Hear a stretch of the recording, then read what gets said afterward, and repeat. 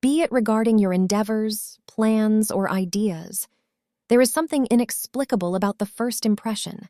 It is often the voice of our intuition, our latent intelligence. I am not referring to forming first impressions about the people you meet.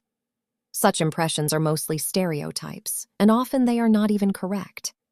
It is mostly in our hands to bring out the best or worst in the other person. Yes, there are numerous examples to the contrary, too. My focus today is on the importance of first impressions on everything but people. Let me begin with a little story. On the outskirts of a village, next to the woods, close to a well of clean water, was a tree laden with shining, inviting, and luscious red berries. The berries, however, were a type of sedative, and anyone who consumed them would become unconscious for hours. From close proximity to the majestic tree, a notorious group of bandits kept a constant watch for unsuspecting travelers. Most tourists would stop, eat the berries, and lose consciousness, giving the plunderers the perfect opportunity to pounce. One day, a group of young merchants, headed by an old and wise leader, had to pass through the village for the first time. They were returning home after a successful business trip across the seas. They were traveling in two groups, one following the other by a lag of a few hundred meters. Presently, the first group came close to the tree, and at a distance, they heard children playing. The group suggested taking a break and resting there for a while. They were only too eager to pick the berries and enjoy them. Their old chief, however, forbade them. He advised them that the place was not safe to rest in either.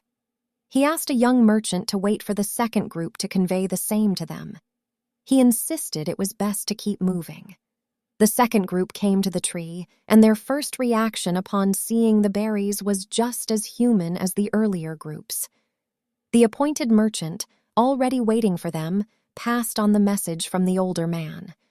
The group deliberated and concluded that the chief was being paranoid. They made a stop, eased themselves, and rested there. Ignoring his advice, they vigorously shook the tree and several berries fell. They began devouring them, and before they knew it, they were lying there, unconscious.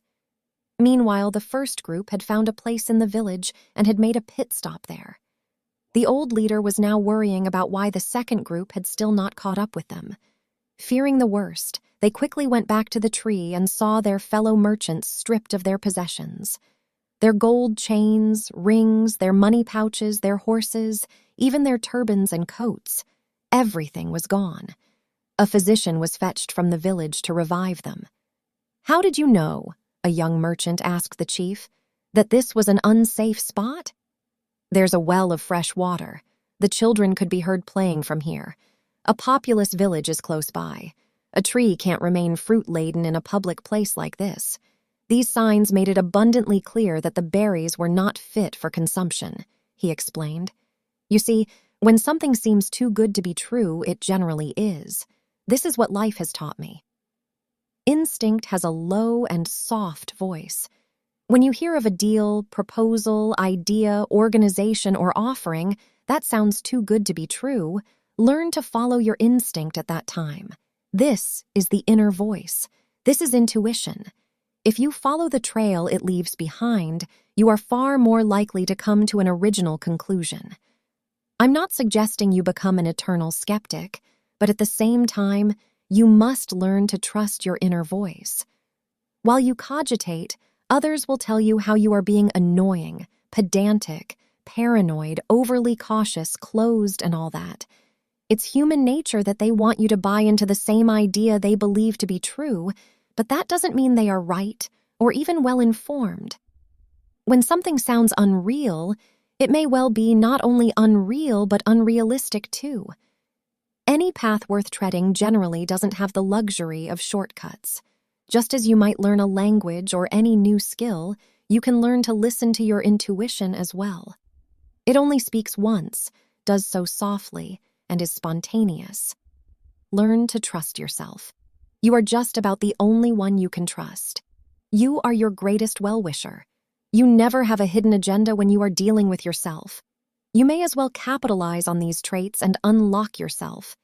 Your intuition is your higher source within you.